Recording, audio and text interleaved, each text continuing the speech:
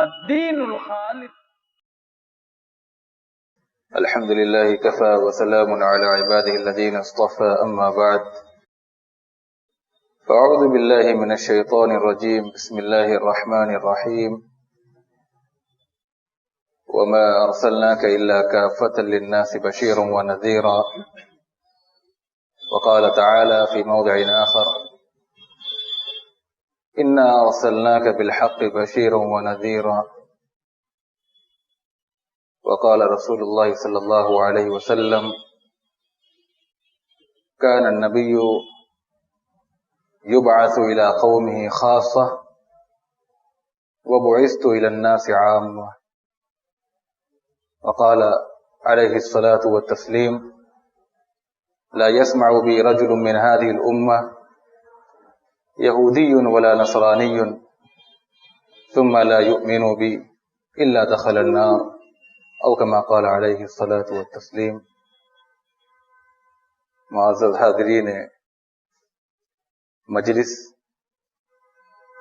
عزیز بھائیوں اور دوستوں، رسولوں پر ایمان کے سلسلے میں پچھلے کچھ دروس میں گفتگو ہوئی تھی. اللہ کے رسول صلی اللہ علیہ وسلم پر ایمان،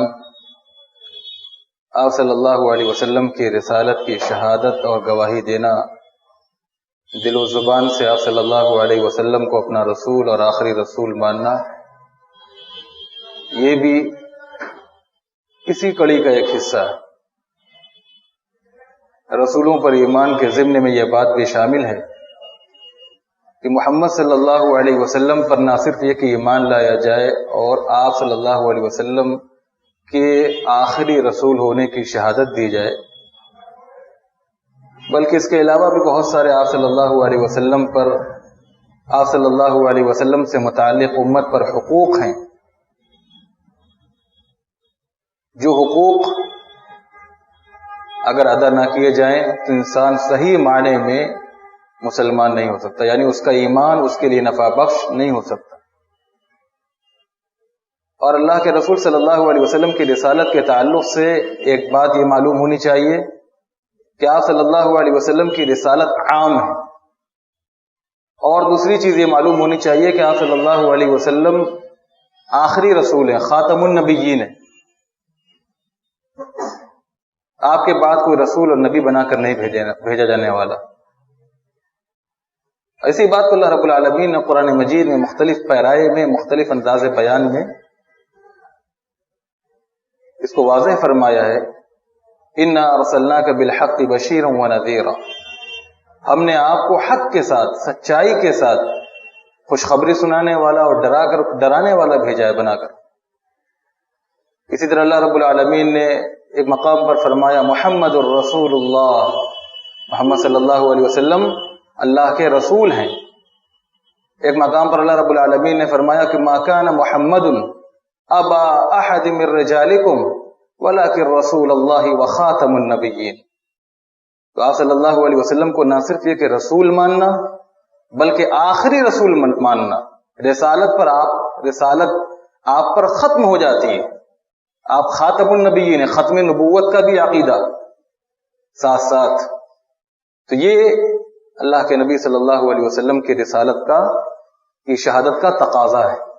کہ آپ صلی اللہ علیہ وسلم کی رسالت کو عام مانا جائے اور آپ صلی اللہ علیہ وسلم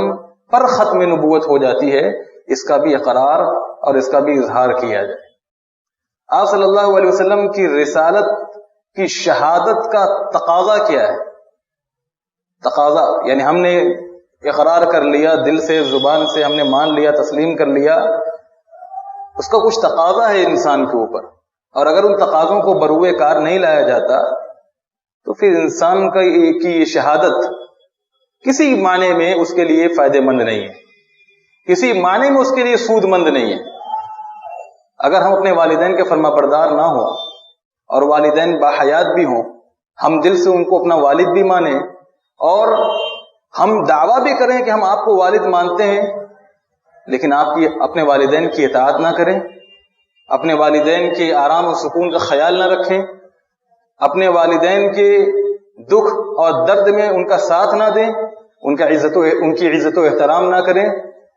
یہ تمام حقوق اگر بروئے کار نہ لائیں تو پھر والدین کی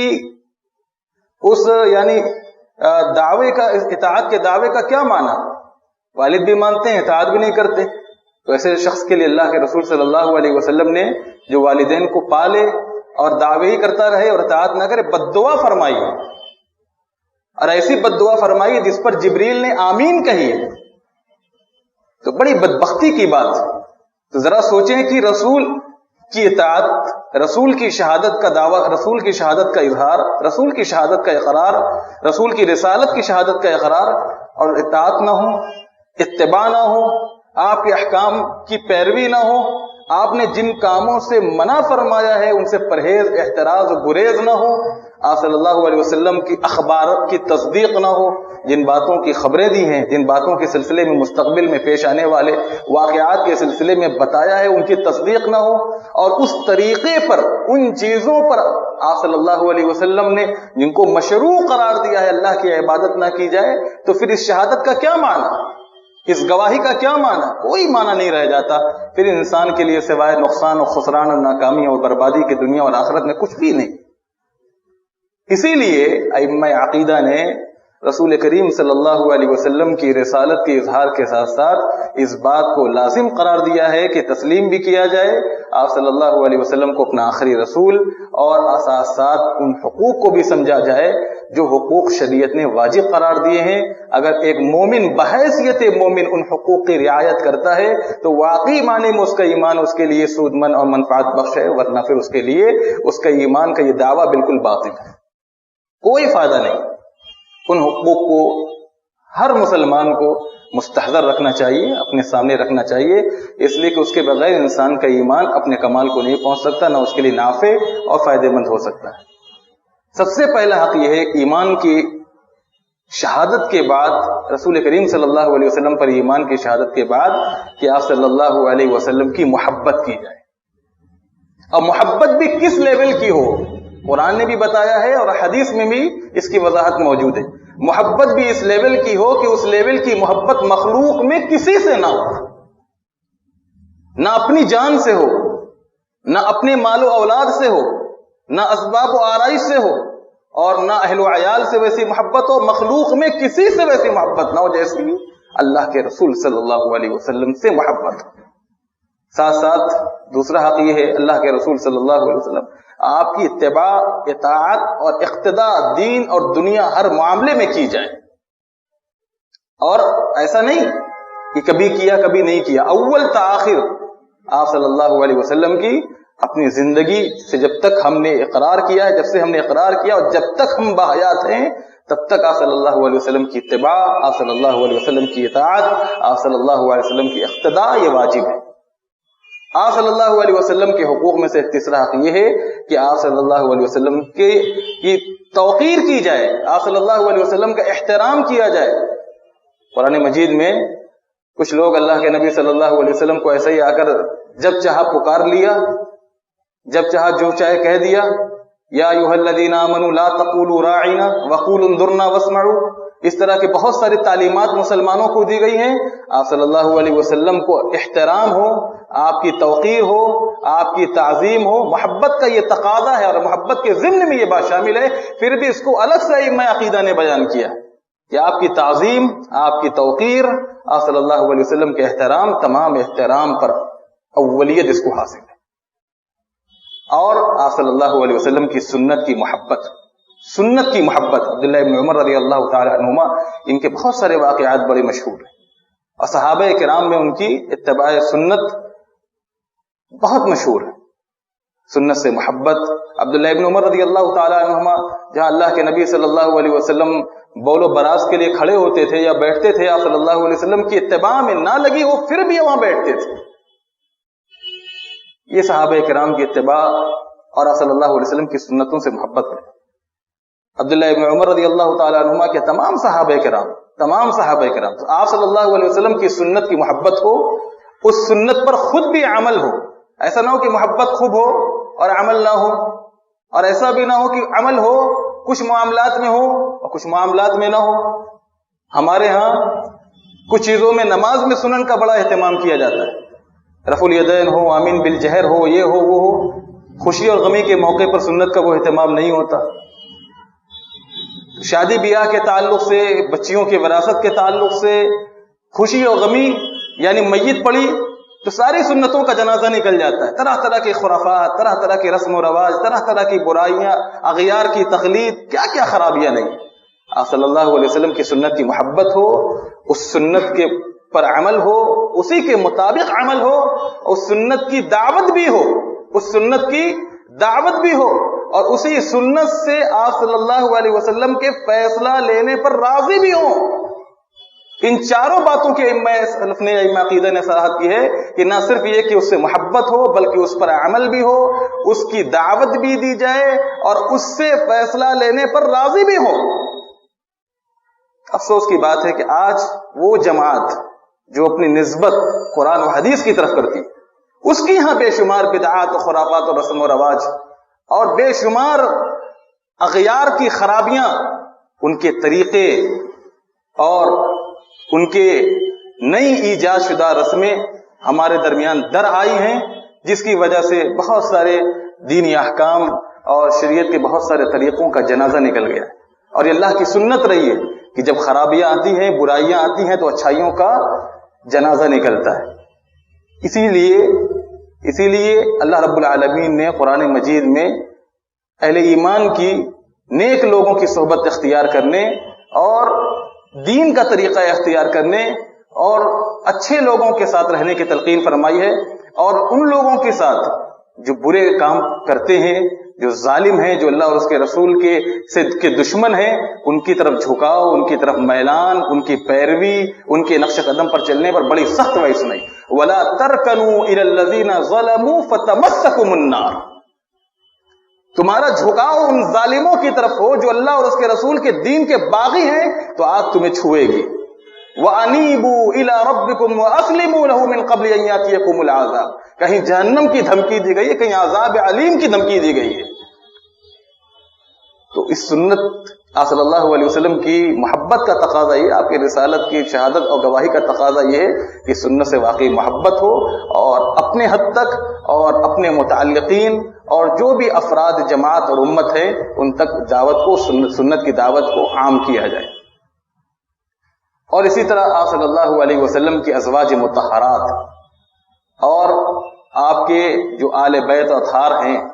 اور آپ کی سنت کو اختیار کرنے والے اور آپ کی سیرت پر چلنے والے تمام لوگوں سے محبت کی جائے۔ والسابقون الاولون من المہاجرین والانصار والذین اتبعوہم باحسان رضی اللہ عنہم ورضوا عنہ، جو لوگ اللہ اور اس کے رسول کے اور صحابہ کے نقش قدم پر چلنے والے ہیں اور آپ صلی اللہ علیہ وسلم سے ان کی نسبت ہے، خواہ وہ نسبت خونی ہو، یعنی آپ صلی اللہ علیہ وسلم کے آل بیت، آپ صلی اللہ علیہ وسلم کی بیویاں، یا وہ نسبت روحانی ہو کہ آپ کے طریقے پر چلنے والے ہوں، آپ صلی اللہ علیہ وسلم کی سنت سے محبت رکھنے والے ہوں، ان تمام لوگوں سے راضی ہونا اور ان تمام لوگوں سے خوش ہونا، ان تمام لوگوں سے محبت کرنا۔ اسی طرح آپ صلی اللہ علیہ وسلم کا جب ذکر ہو، آپ صلی اللہ علیہ وسلم کا جب نام لیا جائے، آپ صلی اللہ علیہ وسلم پر درود بھیجنا، صلی اللہ علیہ وآلہ وسلم، اس طرح کے کلمات کہنا۔ یا صلی اللہ علیہ وسلم کے حقوق میں سے یہ 6 حقوق ائمہ کرام نے جو اہم ہیں وہ بیان فرمائے ہیں۔ آپ صلی اللہ علیہ وسلم کی رسالت کے تعلق سے یہ بات میں نے بیان فرمائی کہ یہ بالکل عام ہے،